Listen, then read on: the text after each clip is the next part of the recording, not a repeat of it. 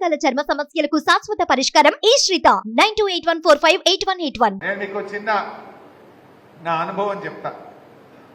ఒకసారి కరోనా వచ్చింది, మనందరికీ తెలుసు, 2 ఏళ్ళు వరుసగా. అది ఎండాకాలం వచ్చింది కరోనా అయిపోయింది, జరంత తగ్గుముఖం పట్టింది. కేసీఆర్ గారు వ్యవసాయ శాఖ మన నిరంజన్ రెడ్డి గారిని, అధికారులను, మా ఆర్థిక శాఖ అధికారులు అందరినీ మీటింగ్కి పిలిచింది. పోయినాం.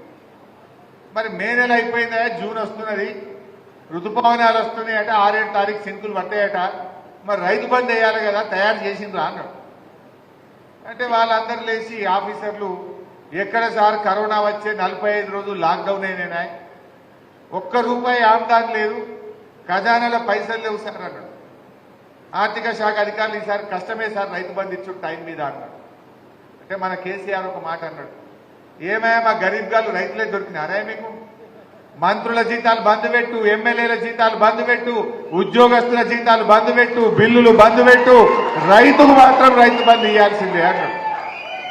వాన చినుకు పడే లోపు రైతు బంధు పడాల్సిందే అని చెప్పి కేసీఆర్ చెప్తే పడ్డాయా లేవా పైసలు మనకు? అప్పుడు కరోనా వచ్చినప్పుడు కేసీఆర్ రైతు బంధు ఇచ్చింది, కానీ ఈ గవర్నమెంట్ కు ఎందుకు రైతు బంధు చేత కాలేదని నేను అడుగుతా ఉన్నా మీ రైతుల పక్షాన. ఎందుకు చేతనైందండి? కరోనా వచ్చి లాక్డౌన్ వస్తే కేసీఆర్ ఇచ్చిండు, ఇప్పుడు ఏమైంది నాయన నీకు ఇవ్వడానికి? కాంట్రాక్టర్లకు బిల్లులు ఇవ్వడానికి మాత్రం చేతులు వస్తున్నాయి, మా రైతులకు రైతు బంధు చేతనైతే లేదా అని నేను అడుగుతావు. రైతు బంధు ఎగబెట్టి రుణమాఫీ మాట తప్పిరి, అయ్యో వడ్లమ్ముకోకురి ఇక బోనస్ ఇస్తాము అన్నారు. ఇచ్చిన అరే బోనస్? వానకాలం బోనస్ ఇయ్యలే, ఇప్పుడు యాసంగి వడ్లు వస్తాయి, ఇంకో నెల రోజులైతే వడ్లు మోపైతాయి, వస్తాయి కదా. ఇప్పుడు యాసంగి వడ్లకు బోనస్ ఇవ్వాలన్నా వద్దా? ఖచ్చితంగా బోనస్ ఇవ్వాల్సిందే.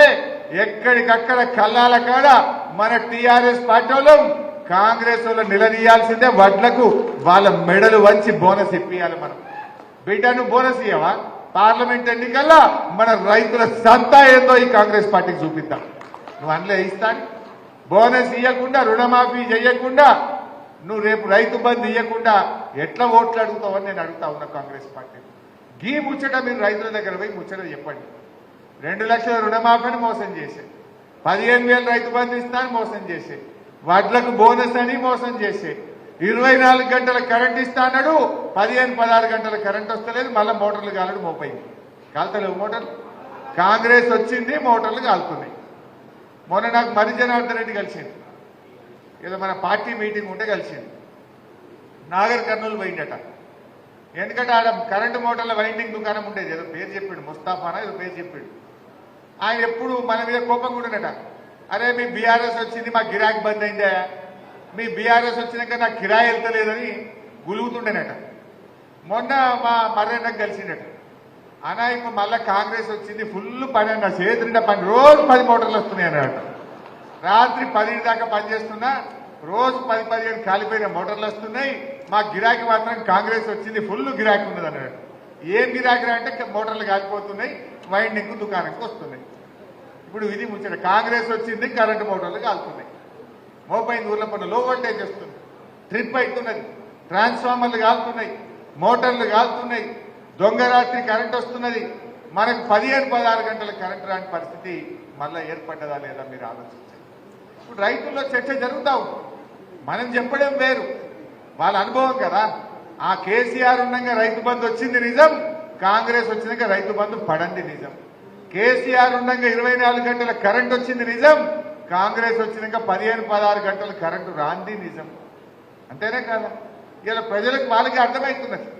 మనం కూడా ఈ విషయాన్ని ప్రజల్లోకి గట్టిగా కార్యకర్తలు తీసుకొని పోవాలని చెప్పి కూడా నేను కోరుతా ఉన్నాను. ఇలా రైతులే కాదు, మొన్న మేము అసెంబ్లీలో అడిగినా, మీరు నిరుద్యోగ యువతకు నిరుద్యోగ భృతి ఇస్తా అన్నారు కదా, ఎప్పటి నుంచి ఇస్తారు బట్టి విక్రమార్క గారు అని అడిగిన. లేచి నువ్వు డిప్యూటీ సీఎం గారు లేచి మేము ఎక్కడ చెప్పలేదు అంటాడు. మేము నిరుద్యోగ భృతి ఇస్తామని మేమే ఎక్కడ చెప్పినాం? 6 గ్యారెంటీలో చెప్పలే, మేము ఎక్కడ చెప్పలేదని అసెంబ్లీ సాక్షిగా అబద్దాలు మాట్లాడారు. చెప్పలేదా వాళ్ళు? ప్రియాంక గాంధీ చెప్పే, రేవంత్ రెడ్డి చెప్పే, వాళ్ళ మేనిఫెస్టోలో కూడా కొట్టి ఇవాళ మేము ఎక్కడ చెప్పినాం నిరుద్యోగ భృతి అని అసెంబ్లీలో చేతులు లాబట్టినటువంటి పరిస్థితి. ఆ రకంగా ఏ విషయమన్నా తీసుకో. ఇదే రేవంత్ రెడ్డి అవాని పింఛన్ ఎంత వస్తుంది అన్నాడు. అంటే ఒక ముసలామె 2000 వస్తుంది బిడ్డ అన్నాడు. ఇగో డిసెంబర్ వస్తున్నది, డిసెంబర్ రాగానే 4,000 పింఛన్ మా కాంగ్రెస్ పార్టీ ఇస్తుంది అన్నాడు. అసలేం జరిగిందో మీకు తెలుసా? మొన్న జనవరి నెలలో ఇచ్చే 2,000 కొట్టిండు, ఒక నెల పింఛనే కొట్టిండు, జనవరి మొత్తంలో పింఛనే మళ్ళీ. నిజమా కాదా? మరి ఆ ముసలిళ్ళకి చెప్పొద్దా మీరు పోయి? వీడు 4,000 ఇస్తానని ఇచ్చే 2,000 కొట్టిండని చెప్పాలన్నా వద్దా మనం?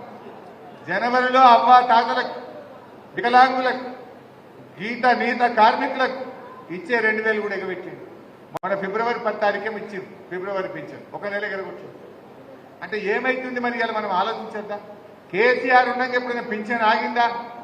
ఏ రోజు ఆగలే.